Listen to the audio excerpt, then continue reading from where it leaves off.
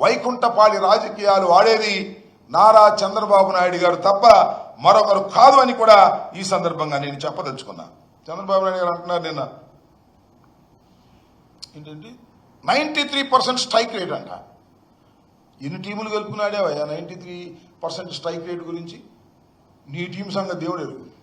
BJP team, ఆయన పేరేంటి, Janasena team, ఇన్ని టీములు కలిసి ఆడారు. అందుకని నీకు 93 స్ట్రైక్ రేటా కనపడుతుంది.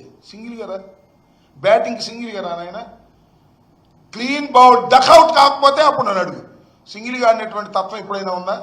ఎప్పుడు చంద్రబాబు నాయుడు గారు ఎన్టీ రామారావు గారిని వెన్నుపోటు పొడిచిన దగ్గర నుంచి ఎవరొకరి మీద ఆధారపడి రాజకీయాలు చేయటమే తప్ప సింగిల్గా వచ్చినప్పుడల్లా నువ్వు చితకబాదిన సందర్భాలే తప్ప ఎక్కడైనా ఎప్పుడైనా సింగిల్గా లేకోకుండా గెలిచినటువంటి సందర్భం ఉన్నదా? ఒక్కసారి చంద్రబాబు నాయుడు గారు ఆలోచించుకోవాలని ఈ సందర్భంగా నేను మనవి చేస్తున్నా. అంతేకాదు పాపం చంద్రబాబు నాయుడు గారికి ఈ డప్పాలు కొట్టేవాళ్ళు కొంతమంది ఉన్నారు కదా, ఈ హాసినట్టులాగాను కేతిగాళ్ళలాగాను డప్పాలు కొట్టారు. అవి చాలేదంట. ఇంక నిజంగా పొగిడేవాళ్ళు ఎవరు లేక ఆర్టిఫిషియల్ ఇంటెలిజెన్సీతో చనిపోయిన స్వర్గీయుడైనటువంటి ఈ పార్టీని, అంటే ఐ మీన్ తెలుగుదేశం పార్టీని స్థాపించినటువంటి ఎన్టీ రామారావు గారి చేత ఆర్టిఫిషియల్ ఇంటెలిజెన్సీతో మాట్లాడించేటటువంటి ఒక కార్యక్రమం చేశారు. అది మీరు అందరూ చూసే ఉంటారు. ఎన్టీ రామారావు గారు చెప్తున్నాడు, చంద్రబాబు చాలా గొప్పవాడు, హైదరాబాద్ నిర్మించినటువంటి వ్యక్తి అని డప్పా కొట్టే కార్యక్రమం. అంతేకాదంట, P4తో పేదరికాన్ని రూపుమాపడానికి ఉద్భవించినటువంటి వ్యక్తి మా అల్లుడు చంద్రబాబు నాయుడు అని చెప్తున్నాడు. ఆర్టిఫిషియల్ ఇంటెలిజెన్సీతో చెప్తున్నాడు. అసలు ఆయన ఏమన్నాడయ్యా? నారా చంద్రబాబు నాయుడు గారు మా గుర్తు మీ గుర్తు, కాకపోతే కొత్తగా వచ్చిన చిన్న కుర్రోళ్ళకి గుర్తు లేదు. ఎన్టీ రామారావు గారిని నువ్వు వెన్నుపోటు పొడిచిన తర్వాత ఆయన అధికారం కోల్పోయిన తర్వాత కొంతకాలం బ్రతికే ఉన్నాడు. అప్పుడు ఏం మాట్లాడాడో ఇప్పుడు సోషల్ మీడియాలో వైరల్ అవుతుంది. నువ్వు ఎప్పుడైతే ఆర్టిఫిషియల్ ఇంటెలిజెన్సీతో ఎన్టీ రామారావు గారి చేత మాట్లాడించినట్టుగా నాటకం ఆడావో, మోసం చేయడానికి ప్రయత్నం చేశావో, మరి సోషల్ మీడియా పవర్ఫుల్గా ఉంది కదా, అప్పుడు ఎన్టీ రామారావు గారు మాట్లాడిన మాటలన్నీ కూడా ఇప్పుడు వైరల్ చేస్తున్నారు.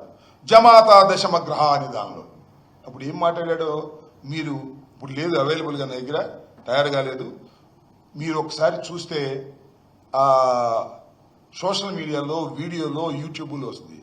చంద్రబాబు నాయుడు గారు చనిపోయే ముందు ఒక ఇంటర్వ్యూలో చాలా స్పష్టంగా చెప్పాడు, ఔరంగజేబులాగా తండ్రిని కుటుంబాన్ని నాశనం చేసి రాజకీయాల్లోకి రావాలనుకున్నటువంటి వ్యక్తి మా అల్లుడు, చిచి ఆయన పేరు కూడా నేను ఎత్తను, ఒక దుర్మార్గుడు అని బహు రకాలుగా దూషించాడు పాపం చంద్రబాబు నాయుడు గారిని ఎన్టీ రామారావు గారు. బాధతో, తన దించేశాడనే బాధతో, కుట్ర చేశాడనే బాధతో మాట్లాడినటువంటి మాటలు ఇవాళ వైరల్ అవుతున్నటువంటి. ఒక్కసారి చంద్రబాబు నాయుడు గారు మీరు కూడా ఏదైనా అవకాశం ఉంటే చూడండి అని కూడా ఈ సందర్భంగా నేను మనవి చేస్తున్నా. సరే, ఎన్టీ రామారావు గారి పేరు చెప్పి ప్రాంగణం అంతా బ్రహ్మాండంగా ఎన్టీ రామారావు గారు పుట్టినరోజుని అదే నేను చెప్పారు కదా. అసలు నందమూరి వంశం నుంచి ఒకళ్ళన్నా ఉన్నారండి డ్యాష్ మీద? బాలకృష్ణ కూడా లేడు, మరి ఎందుకు లేడు? మరి నాకు షూటింగ్ పోయాడు ఏమో నాకు తెలియదు. చివరికి బాలకృష్ణ గారు కూడా లేరు. నందమూరి కుటుంబం నుంచి ఒక్కరు కూడా డ్యాష్ మీద కనపడలా. నందమూరి కుటుంబపు మహానాడులా నారావారి కుటుంబపు మహానాడులాగా తయారైపోయినటువంటి సందర్భాన్ని కూడా మనం ఇక్కడ చూసామని మనం చేస్తున్నాం. అంతేకాదు, ఎన్టీ రామారావు గారి మీద అమితమైన ప్రేమ భక్తి ఉన్నట్టుగా నటిస్తుంటాడు నారా చంద్రబాబు నాయుడు గారు. ఆయన అధికారంలో లేనప్పుడు పెద్ద పెద్ద గావు కేకలేస్తారు, చూశారుగా మీరు. ఎన్టీ రామారావు గారి భారతరత్న ఇవ్వాలి అని. అయ్యా చంద్రబాబు నాయుడు గారు, మీరు కేంద్ర ప్రభుత్వంలో భాగంలో ఉన్నారు, మోడీ గారు మీ అవసరంతో ఉన్నాడు, మరి భారతరత్న గురించి మాట్లాడేంటండి? ఆయన చేత ఆర్టిఫిషియల్ ఇంటెలిజెన్సీతో మిమ్మల్ని పూడించుకోవడమే తప్ప పాపం చనిపోయిన ఆయన, ప్రాణం లేని ఆయన, పైలోకాల్లో ఉన్నాయన ఆయన చేత పూడించుకోవడమే తప్ప భారతరత్న ఇవ్వాలి అనేది మీ డిమాండే కనిపించదే. ఇప్పించే శక్తి మీకుందే, ఎందుకు ఇవ్వలేకపోతున్నారు? ఇంతకన్నా మోసం ఏమైనా ఉంటుందా అనేది ఒక్కసారి నారా చంద్రబాబు నాయుడు గారు ఆలోచించుకోవాలి. ప్రజలు అసలు ఏమనుకుంటున్నారో కూడా మీరు ఆలోచించుకోవాలని ఈ సందర్భంగానే మనవి చేస్తున్నా. ఇక ప్యాలెస్ల గురించి మాట్లాడతాడు జగన్మోహన్ రెడ్డి గారి ప్యాలెస్ల గురించి. మీకెన్ని ప్యాలెస్లు ఉన్నాయండి? హైదరాబాద్లో ఒక ప్యాలెస్ ఉందా? కుప్పంలో మొన్న ప్యాలెస్ ఉందా? మొన్న ఓపెన్ చేసాం. ఇంకా 5 ఎకరాలు కొన్నాడు మళ్ళా ఓ పెద్ద ప్యాలెస్ కోసం. అది కాక కరగట్ట కింద ఒక ప్యాలెస్లో ఎవరి ప్యాలెస్లోనే ఉండేటటువంటి కార్యక్రమాలు ఇవాళ మీరు చేస్తున్నారు. మీరు కడపలో నిర్వహించినటువంటి ఈ మహానాడు అనుకున్న స్థాయిలో కాల. అనుకున్న స్థాయిలో వైఎస్ఆర్ కాంగ్రెస్ పార్టీని భయపెడతా ఉన్నారు, భయపెట్ల. కనీసం దిగజారిపోతున్నటువంటి తెలుగుదేశం పార్టీ క్యాడర్ యొక్క కాన్ఫిడెన్స్ని బిల్డప్ చేస్తుందా అంటే అది లేదు. ఊరికి గావు కేకలు అని అంటాడు. సోదరిమల్లారా, తమ్ముళ్ళారా, బ్రహ్మాండంగా సెక్స్ అయ్యాం అని చెబుతాడు. సెక్స్ అయ్యామని చూసినోడు చెప్పాలి కదా. అద్భుతంగా సెక్స్ అయింది మన మీటింగ్, అవునా కాదా అడుగుతాడు అనుమానం. మళ్ళా అవునైతే 2 చేతులు పైకెత్తండి, షౌట్స్ కొట్టండి. ఈ గావు కేకలు ఏంటంటే ఒక అభద్రతా భావంతో ఉన్నటువంటి పరిస్థితులు చాలా స్పష్టంగా కనిపించాయి. మొత్తం కడపలో జరిగిన మహానాడులో అనుకున్న స్థాయిలో అది జరగలేదు. తుస్సుమంది. దాని గురించి పాపం గావు కేకలు పెట్టేటటువంటి కార్యక్రమాలు చేస్తున్నారు. చివరికి ఇంకో మాట ఏంటంటే,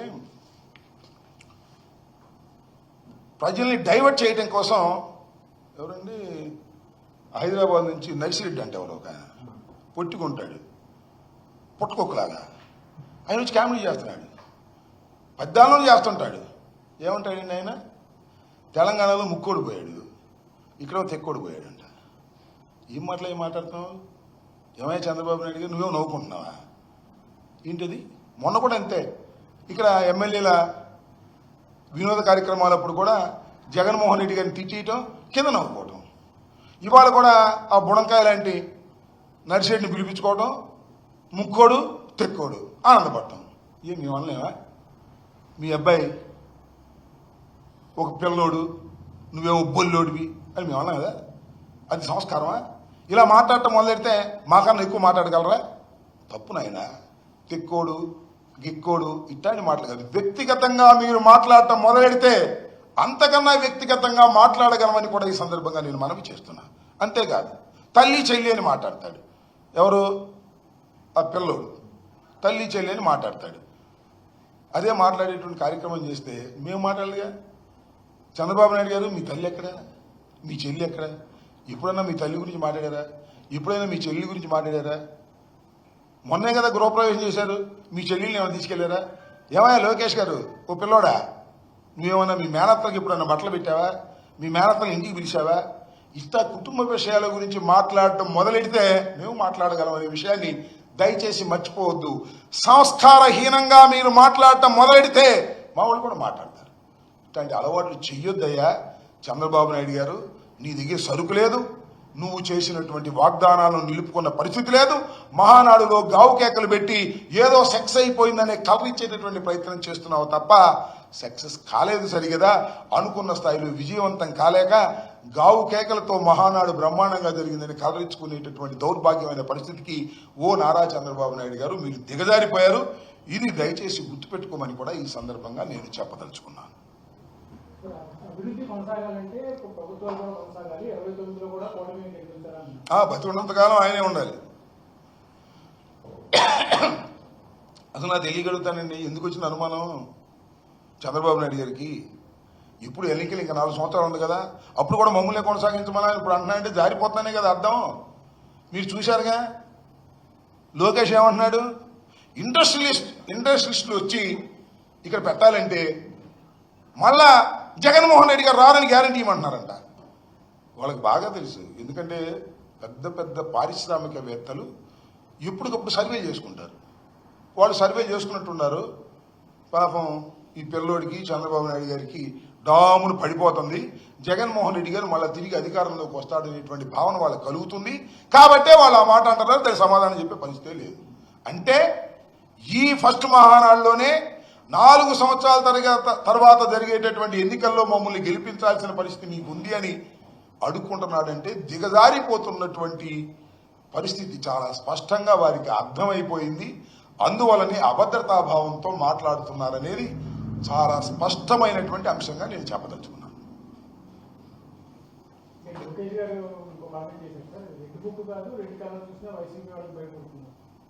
ఏంటి అది ఇంకోటి కూడా అన్నట్టున్నాడు. ఏదో ఏది ఒక ఆయన గుండె జబ్బు వచ్చింది, పాత్ర ఇలాగే ఒక ఆయన ఏమో బాత్రూంలో పడిపోయాడు అని. ముందు ముసళ్ళు మనకు తొందర ఉంది. అధికారంలో ఉన్నప్పుడు ఏమైనా మాట్లాడతారు లోకేష్ గారు. ఎందుకంటే మీకు ఇన్మెచ్యూర్డ్ పొలిటీషియన్ నువ్వు. నీకు అర్ధంతరంగా మీ నాన్నగారు వల్ల నువ్వు అర్ధంతరంగా మంత్రి అయ్యావు, గెలిచావు, ఇన్మెచ్యూర్డ్గా ఉన్నావు, అనుభవం లేదు. అనుభవం లేక ఇలాంటి పిచ్చి మాటలు మాట్లాడేటువంటి పరిస్థితి నువ్వు చేస్తున్నావు. నువ్వు చేస్తుందల్లా ఏంటి వల్ల రాష్ట్రంలో ఎవరికి సంబంధం లేదు, మంత్రివర్గ సభ్యులకు కూడా సంబంధం లేదు, మొత్తం ఉప ముఖ్యమంత్రి గారికి కూడా సంబంధం లేదు. మొత్తం లంచాలు తీసుకోవటం, ఆ బ్యాగులన్నీ సర్దుకోవటం, సూట్ కేసుల్లో జారేసుకోవటం, డబ్బు సంపాదించుకోవటం. ఇదే మొదటి పని నారా చంద్రబాబు నాయుడు గారి కుమారుడైనటువంటి లోకేష్ది. రెండో పని ఏంటి? మా మీద కేసులు పెట్టడం. సూట్ కేసులు ఎత్తుకోవటం, మా మీద కేసులు పెట్టడం. ఈ రెండు తప్ప ఏమీ పని లేకోకుండా ఆయన తిరుగుతున్నాడు. ఆయన ఏదైనా మాట్లాడతాడు మైకి దొరికినప్పుడు. తొందరపడుద్దు నాయన, కాలం ఇప్పుడు ఇలాగే ఉండదు. చంద్రబాబు నాయుడు గారు, లోకేష్ గారు, కాలాలు మారతాయి. జగన్మోహన్ రెడ్డి అనే వ్యక్తి ప్రజల్ని నమ్ముకున్నటువంటి వ్యక్తి, ప్రజల మధ్యనున్నటువంటి వ్యక్తి, ప్రజలకు మేలు చేసినటువంటి వ్యక్తి. అంతే తప్ప వారి మీద, వీరి మీద, పక్కన రాజకీయ పార్టీల మీద ఆధారపడి రాజకీయాలు చేసేటటువంటి వ్యక్తి కాదు. గుర్తుపెట్టుకోండి. జగన్మోహన్ రెడ్డి గారికి ఎంతండి? రౌండ్ అబౌట్ 50 సంవత్సరాలు. మళ్ళీ అధికారంలోకి రాబోతున్నాడని కూడా ఈ సందర్భంగానే మనవి చేస్తున్నా. రాబోతున్నాడని మేము చెప్పడం కాదు, మీరే చెబుతున్నారు.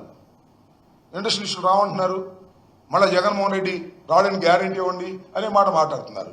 ఇవాళ మొదటి మహానాడులోనే మళ్ళా జరగబోయే 4 సంవత్సరాల తర్వాత జరగబోయే ఎన్నికల్లో మళ్ళా ఈ ప్రభుత్వాన్ని గెలిపించాలి. ఏంటంటే తాపత్రయం నీకు అంటే జారిపోతుందనే కదా అర్థం.